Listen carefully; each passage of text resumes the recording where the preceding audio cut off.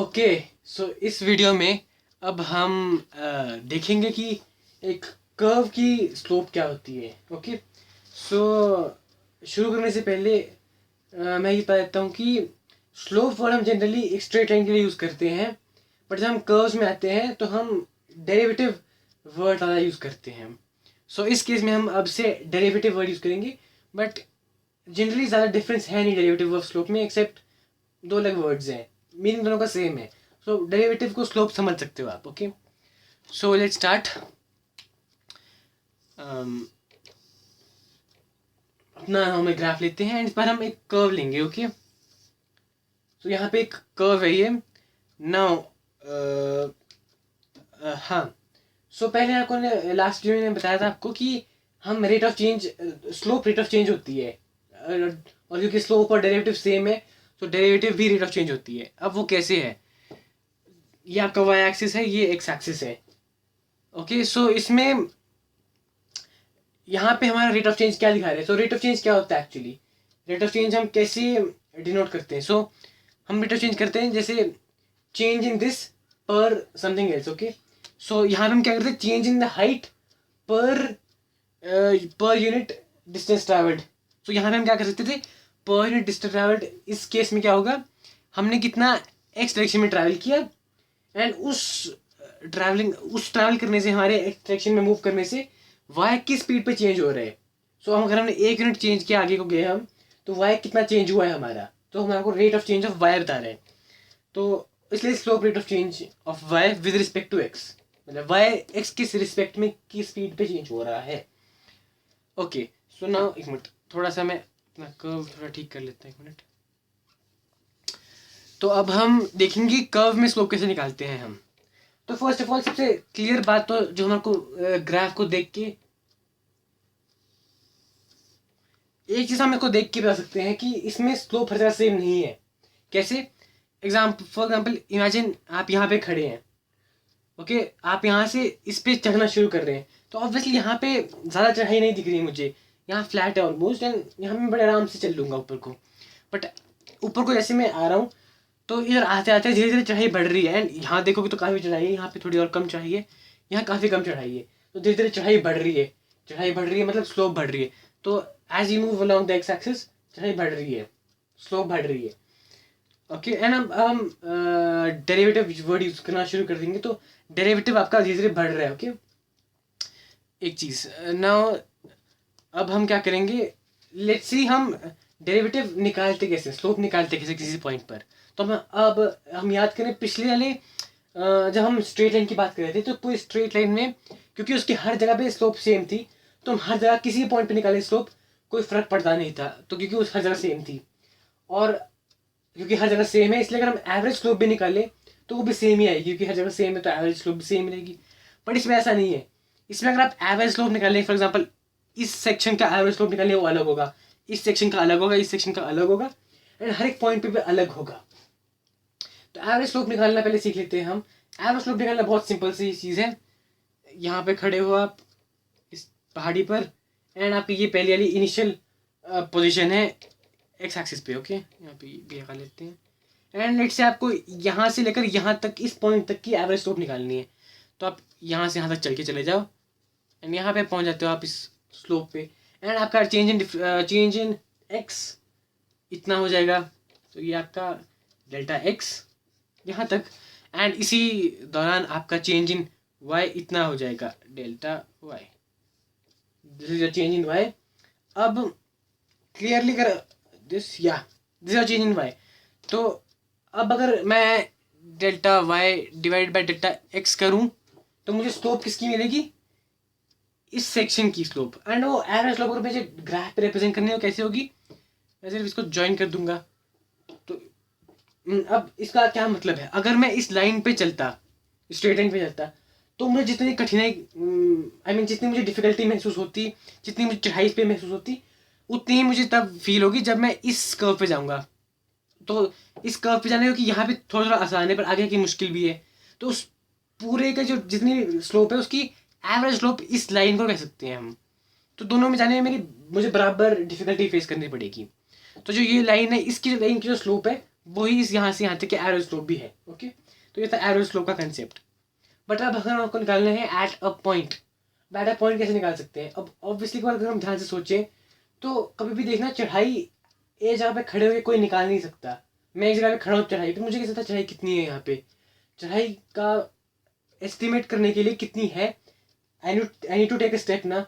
एक स्टेप लूँगा फिर मुझे फील होगा हाँ बहुत चढ़ाई है भाई इसमें, तो एक स्टेप लेना ज़रूरी है। अब आप या तो यहाँ से यहाँ तक ट्रैवल करके देख सकते हैं कि हाँ इसमें मैंने यहाँ से यहाँ तक गया, कितनी चढ़ाई मुझे फील हुई, पर वो एवरेज स्लोप हो जाएगी, फिर एवरेज चढ़ाई एवरेज स्लोप हो जाएगी फिर वो।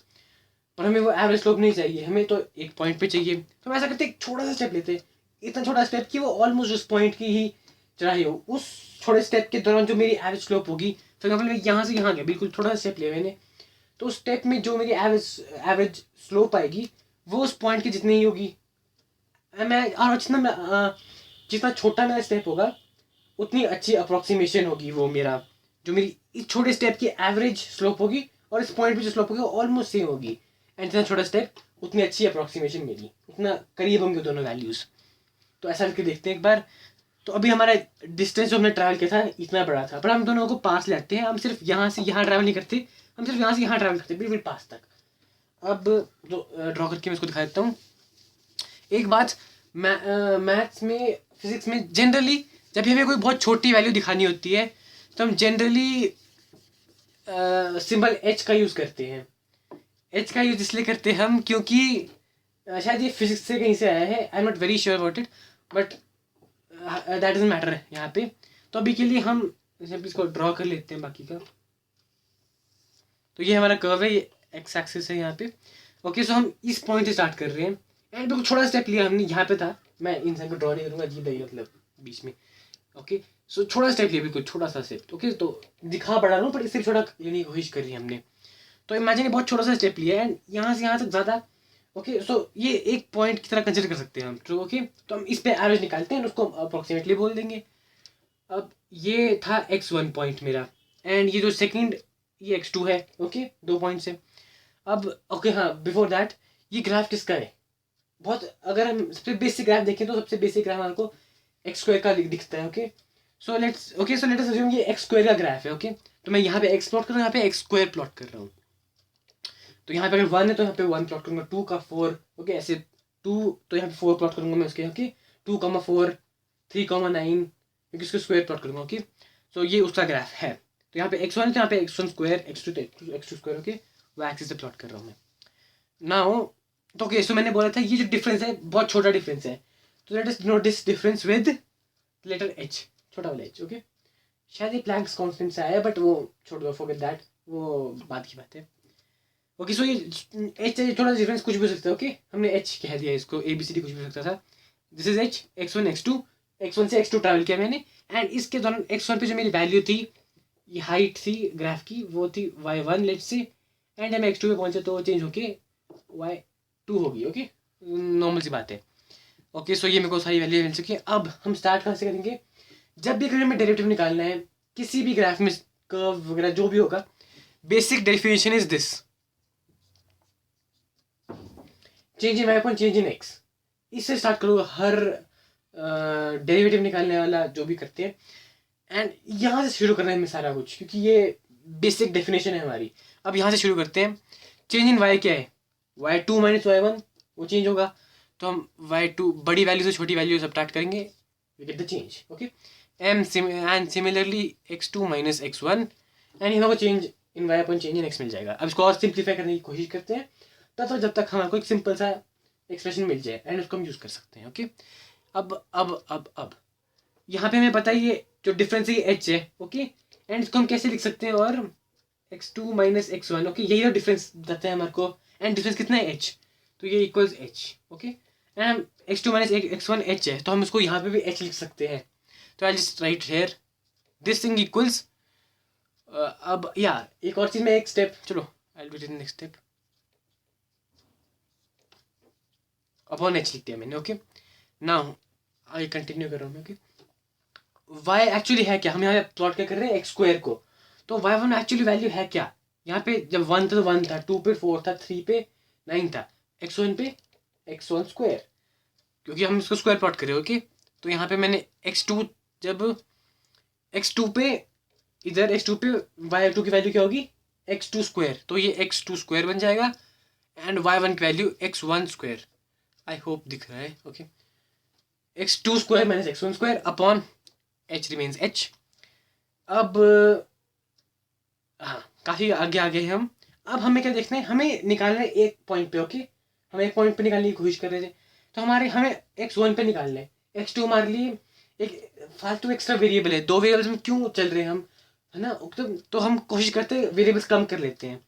अब हम यहाँ पे एक इक्वेशन देख सकते हैं, हम इसी को यूज करके इसको थोड़ा कम करने की कोशिश करते हैं। तो लेट्स जस्ट उड़ाओ x2 उड़ाने के लिए क्या करते हैं, x2 इक्वल्स x1 पर शिफ्ट करके ये। Okay, x1 plus h equals x2। अब सिंपली मैं यहाँ डाल देता हूँ इसको, तो x2 की जगह क्या लिख सकता हूँ मैं, इक्वल्स टू ये यहाँ पे लिख रहा हूँ, ठीक है, x1 plus h whole square minus x1 square over h। ठीक है, दिख रहा होगा होपफुली। ओके, सो हम यहाँ पहुँच गए हैं।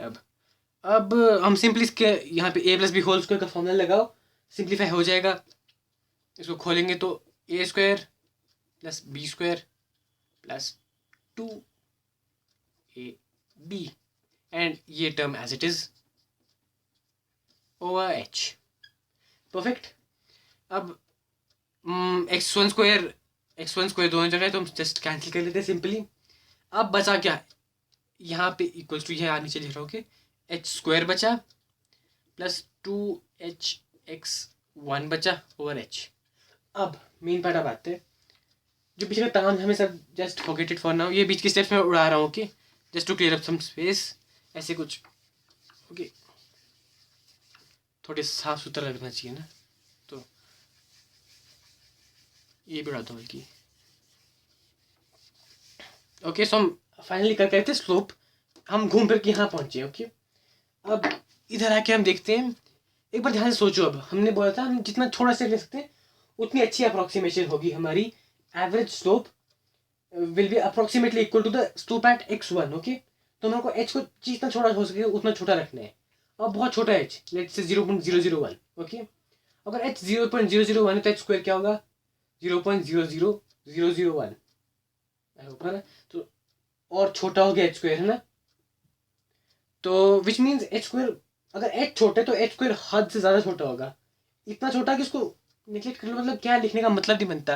लाइक 2hx कुछ ठीक ठाक नंबर होगा, प्लस 0.00001 मतलब नहीं बना कुछ लिखने का ना, तो इसको हम नेगलेक्ट कर लेते हैं, उड़ा देते हैं।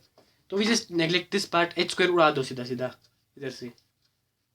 बचा क्या, 2hx। अब नीचे h है ऊपर h है, जस्ट कैंसिल इट। यहाँ से उड़ा वहाँ से उड़ा, क्या बचा 2x1। तो ये पूरा तामझाम करके क्या बचता है एंड में, 2hx1। Okay, wait I just write it ऊपर, 2x1 ये बचते हैं हमारे को एंड में। तो हम ओके, सो हमारा डेरिवेटिव क्या है, स्लोप क्या है एट दिस पॉइंट है ये, क्योंकि हमारा h इतना छोटा था कि हमने इसको ऑलमोस्ट निगलेक्ट कर लिया, तो हम एट दिस पॉइंट बोल सकते हैं। तो eight x1 slope is 2x1। तो अगर x1 की वैल्यू फॉर एग्जांपल 2 थी, तो यहाँ पे जो स्लोप आएगी वो हमारी आएगी 4, 2 to 4। अब हम इसको विजुअली कैसे देखते हैं, फॉर एग्जांपल हम इसको उड़ा रहा हूँ, ठीक है, इसको भी उड़ा देता हूँ।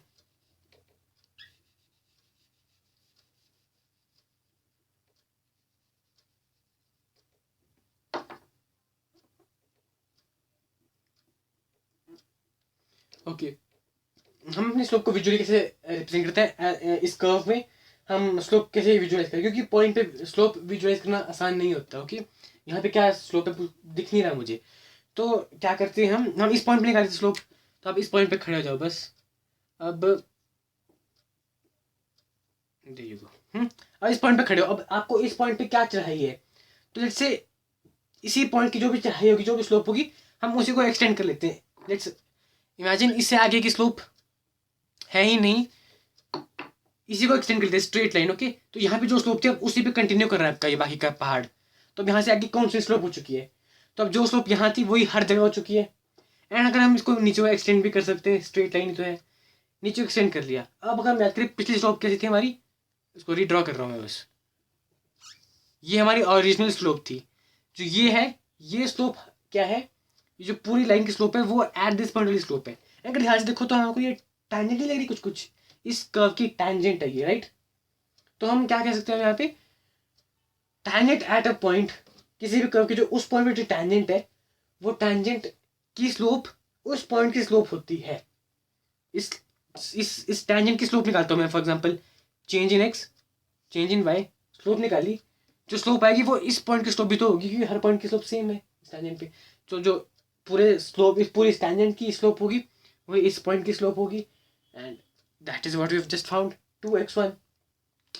ओके, सो ये था विजुअलाइज करने का तरीका। अब एक छोटी सी नोटेशनल ट्रिक है, एक्चुअली आई शुड नो, ठीक है। ये हम अभी तक लिखते थे delta Y over delta X, but delta means change.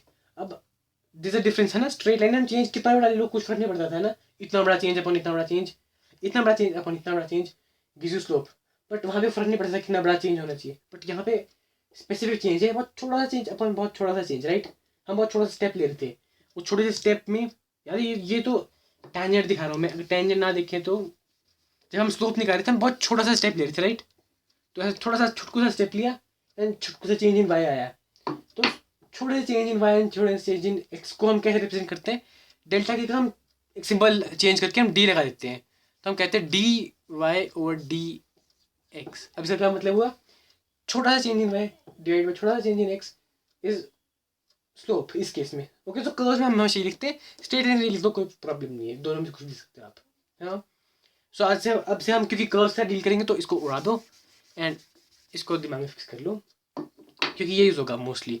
So D Y by D X which is also the derivative which is also the slope at this point which is also the tangent, बहुत चीज़ें हो सकती हैं, but means D Y by D X is 2x। But यहाँ पे y क्या है, to be specific, हम y की जगह लिख सकते हैं डी एक्स स्क्वेयर। तो जब हम small change in x square, क्योंकि y is x square, right. ये फंक्शन कौन सा है, ये ग्राफ किसका है, y को एक्स स्क्वेयर का, तो y की जगह एक्स स्क्वेयर लिख सकते हैं। तो small change in x square divided by small change in D x in x, कि उसमें 2x, तो किसी भी पॉइंट पे जो स्लोप होगी 2x होगी। तो ये था सिंपल सा तरीका निकालने का स्क्वायर में। अब एज अ प्रैक्टिस थिंग आपको ये ट्राई करना चाहिए कि एक क्यूब का ग्राफ ड्रॉ करो, ड्रॉ नहीं जरूरत नहीं है, just make it run rough sketch and try उसमें फिर फाइंडिंग द डेरिवेटिव इस तरह से। ओके, तो उसमें भी आप क्या करोगे, सिंपल सा तरीका है, जस्ट स्टार्टिंग पॉइंट दे देता मैं आपको। उसमें भी ये just write this, right, D Y, अब डी वाई लिख रहा हूँ मैं, ठीक है, डेल्टा नहीं लिखूंगा। Okay, is what y2 minus y1 over x2 minus x1। अब उधर भी लोगे तो छोटा सा स्टेप भी, छोटा स्टेप को आप डी बोलोगे, तो इसकी जगह आप डी लिख सकते हो वहाँ पे। Okay, so this will come D H, sorry okay, तो छोटा सा स्टेप लोगे उसको आप एच बोलोगे, तो इसकी जगह आप एच लिखोगे वहाँ पे भी। ओके, क्योंकि चेंज है एंड चेंज छोटा सा चेंज एच। अब y2 और y1 की जगह क्या लिखोगे आप, क्योंकि यहाँ पे एक्स स्क्वायर था, एक्स स्क्वायर लिखा था हमने, x2 square minus x1 square, वहाँ पे क्यूब का ग्राफ होगा, और कल को आप एक्स पर 4 क्लिक करें तो वहाँ पे उसका उसकी वैल्यू डाल देना आप यहाँ पे। तो यहाँ पे जो भी वैल्यू आएगी वो माइनस वो, तो आपके केस में बन जाएगा x2 cube minus x1 cube. और फिर आप वही फॉर्मूला लगा के ओके एक वेरिएबल निकाल दो, a plus B whole cube को सॉल्व करो, एंड जो नेगलेक्ट हो रहा है एच क्यूब एच स्क्वायर, जो भी छोटे छोटे आपको लगता है नेगलेक्ट करो और आपको आंसर मिल जाएगा। You can check it on Google, derivative of X cube क्या होता है, एंड आप अपने आंसर को चेक कर सकते हो।